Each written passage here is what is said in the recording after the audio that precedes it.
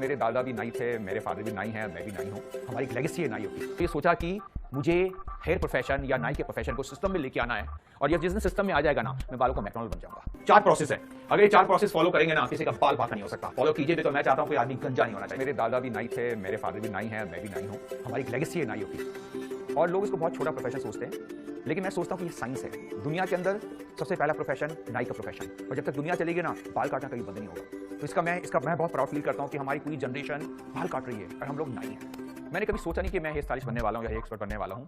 मैंने अपनी मास्टर किया था फ्रेंच के अंदर, और मैं प्लान कर रहा था होटल मैनेजमेंट करूँगा। लेकिन जब मैं लंदन गया, मुझे फोर्स किया गया लंदन जाने के लिए कि आप जाके एक बाल काटने का प्रोफेशन का कोर्स करो। लेकिन वहाँ जाके मैंने महसूस किया कि ये जो प्रोफेशन है ना, बहुत बड़ा प्रोफेशन है। और तब मैंने रियलाइज़ किया कि येस, मैं इसका प्रोफेशनल बन सकता हूँ। और दूसरी चीज़ क्या हुई कि मैंने मैकडॉनल्ड में काम किया।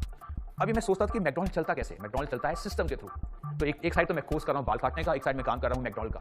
तो मतलब ये सोचा कि मुझे हेयर प्रोफेशन या नाई के प्रोफेशन को सिस्टम में लेके आना है, और ये जिस दिन सिस्टम में आ जाएगा ना, मैं बालों का मैकडॉनल्ड बन जाऊंगा। इस तरह इसकी शुरुआत होती है। चुनौती सिर्फ एक ही थी कि ये इतना छोटा प्रोफेशन है, इसको बड़ा कैसे बनाएं।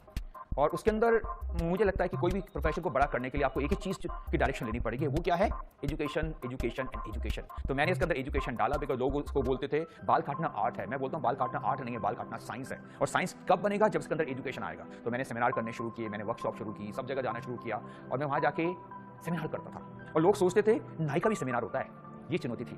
ग्रेजुअली आई थिंक लोग का जो नंबर था 4 का, 5 का, 6 का, ये 100 में बनना शुरू हो गया, 200 में बनना शुरू हो गया। बट इसको यहाँ पहुंचने के अंदर टाइम बहुत लगा। तो चुनौती क्या थी? एक नाई का प्रोफेशन, नंबर क्या था? दूसरा, सेमिनार में लोग कैसे क्यों आएंगे सीखने के लिए, क्या सिखाएंगे बाल। तो चुनौती थी इस प्रोफेशन को कैसे चेंज करना है। So it has taken a time and education.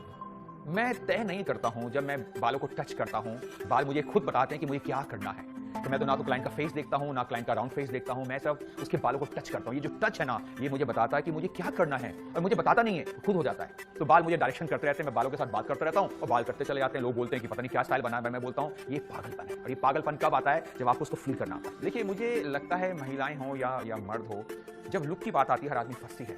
और जितने मुश्किल बाल हैं आदमी इतना फंसी है, जितने कम बाल हैं आदमी इतना फंसी है। तो मुझे लगता है कि हमें ये नहीं बोलना चाहिए कि महिलाएं फंसी हैं, इंसान फंसी है फॉर इन लुक। क्योंकि जब वो शीशे के सामने बैठता है ना, वो क्या सोचता है, बिकॉज उसको कुछ नजर नहीं आता कि वो कौन है। उसको एक ही चीज नजर आती है, मैं सबसे अच्छा इंसान हूं, मैं सबसे खूबसूरत इंसान हूं, मैं सबसे हैंडसम इंसान हूं। आई थिंक ये हमें सोचना चाहिए। तो फंसी आपके बाल बना सकते हैं, लेकिन अगर आपके बाल अच्छे नजर आ रहे हैं, आप फंसी कहाँ हैं? आप तो खूबसूरत हैं, आप तो हैंडसम हैं। मैंने जेएनयू से मास्टर, मैंने फ्रेंच में लैंग्वेज में कुछ किया है, और मैं क्रिकेट खेलता था। इनफैक्ट मैंने माइनर काउंट्रीज भी खेली हैं। शायद पता नहीं कितने लोग इस चीज़ को जानते हैं। बट जिस दिन मैंने बैट पकड़ना छोड़ दिया, मैंने कैंची को उठा लिया, तो जो बैट काम करता आज से 30 साल पहले, वो मेरी कैंची काम कर रही है। वहाँ तो बहुत सारे प्लेयर हैं, यहाँ एक ही प्लेयर है कैंची वाला, जावेद अली। ये प्रोफेशन इतना बड़ा है, कभी भूखे नहीं मरोगे। कोविड के अंदर सारे लोगों ने सारे काम किए, गाड़ियाँ साफ की, खाना बनाया, घर साफ किए, क्या क्या काम नहीं किए, कोई बाल नहीं काट पाया। तब लोगों को पता चला कि हमारी कितनी इंपॉर्टेंस है, और ये इंपॉर्टेंस आपको कहाँ लेके जा सकती है। ले लो इस प्रोफेशन को, आज ही ले लो, क्योंकि दुनिया बहुत छोटी है। कब क्या होगा, कब कोविड वापस आएगा, हमें किसी को कुछ नहीं पता। तो मैं यही बोलूंगा, शर्म मत करो, कुछ करो, और जो आपके हाथ में आ जाता है ना, उसको लेके करो। और सबसे अच्छी कैंची है, ये कैंची है ना, कपड़े काटती है तो आपके अंदर देखो एक सेंस आता है। ये कैंची आपकी आईब्रोज काटती है, मतलब मेरी कैंची में कितनी पावर है। ये जो कपड़े है ना, उसमें भी कैंची चाहिए, बालों में भी कैंची चाहिए, जूते बनाने में भी कैंची चाहिए। मतलब बिना कैंची के दुनिया चलने वाली नहीं है। इस कैंची की पावर सुन लीजिए।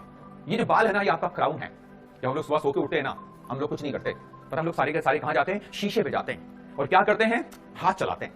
तो अगर आपकी पहली लुक अच्छी है ना, आपका पूरा दिन अच्छा है। और रात को सोने से पहले हम लोग क्या करते हैं? दोबारा शीशे पे जाते हैं, बिकॉज हमें अच्छे ड्रीम लेने हैं। और क्या करते हैं? दोबारा हाथ चलाते हैं। इसका मतलब दिन की शुरुआत बाल होती है, और रात की शुरुआत बाल होती है। मतलब दिन की शुरुआत जावेद हबीब है, और रात की शुरुआत भी जावेद हबीब है। इस चीज को याद रखिए। नंबर 2, बाल टूटने का इश्यू सबके साथ में है।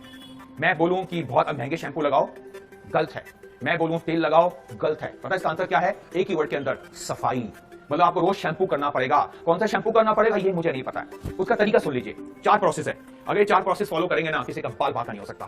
पहले बाल गीले करेंगे, ध्यान से सुनिए। पहले बाल गीले करेंगे, तेल लगाएंगे। कौन सा तेल लगाएंगे? सरसों का तेल सबसे अच्छा। फिर क्या करेंगे? 5 मिनट वेट कर लेना, वेट करना बहुत जरूरी है। फिर क्या करेंगे? शैम्पू करेंगे। कौन सा शैम्पू करेंगे? जो आपको पसंद है। अगर ये 4 चीजें रोज करेंगे ना, आपके बाल नहीं टूट सकते। दुनिया का सबसे अच्छी कॉस्मेटिक पता क्या है? ये मेरे 4 प्रोसेस फॉलो कीजिए, बिकॉज मैं चाहता हूं कोई आदमी गंजा नहीं होना चाहिए। और मैंने अपने दादा को देखा है, वो जाते थे सुबह सुबह साइकिल पे जाते थे, और उनके क्या होते, उनके जो औजार थे ना, जिसमें रेजर होता था, उसमें औजार बहुत कम होते थे, जिसमें कंगा होता था, जिसमें कैंची होती थी, वो एक व्हाइट टॉवल के अंदर रह करके लेके जाते थे। और उनकी एक यूनिफॉर्म थी, बिकॉज जब भी आप किसी भी ऑर्गेनाइजेशन में काम करते हैं, यूनिफॉर्म होती है। तो मेरे दादा की भी एक यूनिफॉर्म थे, वो साइकिल पे जाते थे। तो मुझे अभी तक वो याद है। कि मेरे दादा रोज जाते थे, पता चलता था कि ये बाल काटने जा रहे हैं, और किसके बाल काटने जा रहे हैं हमें नहीं पता था, बट पहचान ये थी कि कैंची हाथ में है ना औजार हाथ में है, तो ये बाल काटने जा रहे हैं। तो मेरा बचपन वहां गुजरा। फिर हम लोग वहां से मूव आउट हुए, होगा मैं शायद 7-8 साल का होऊंगा। फिर मेरे फादर यही काम करते थे, वो काम करते थे बाइक के ऊपर, वो बाइक पर जाते थे। देखा डिफरेंस क्या, एक जगह साइकिल पे जा रहा है, एक जगह बाइक पे जा रहा है, और वो सामान लेके नहीं जाते थे, वो काम करते थे एक होटल के अंदर जहां वो एक हेड टीचर थे। बट ये यादें मेरे दिमाग में अभी भी है, दादा कैसे काम करते थे, मेरे फादर कैसे काम करते हैं, मैं कैसे काम करता हूं, because I think with the age हाथों की लैंग्वेज सेम है, आपकी लैंग्वेज चेंज हो रही है, और लैंग्वेज, आपके कपड़े चेंज हो जाते हैं, आप कैसे काम करने जा रहे हैं वो चेंज हो जाता है, लेकिन बेसिक तो सेम ही था ना। बेसिक क्या था, स्किल कभी चेंज नहीं हुई। तो मेरे दादा की स्किल भी सेम थी, मेरे फादर की स्किल भी सेम है, मेरी स्किल भी सेम है, और ये जितनी मेरी टीम काम कर रही है सबकी स्किल सेम है। तभी मैं क्या बोलता हूं, skill India is the best thing.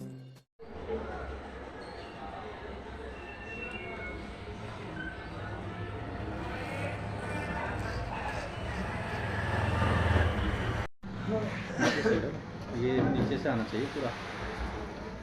हाँ चलो बच्चों चल।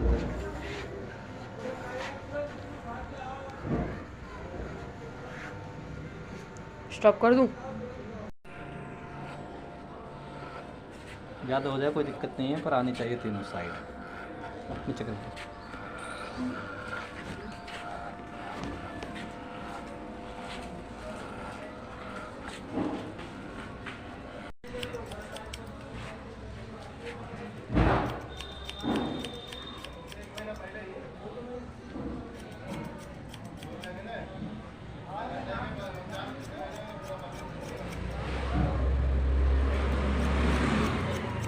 Only 10 seconds.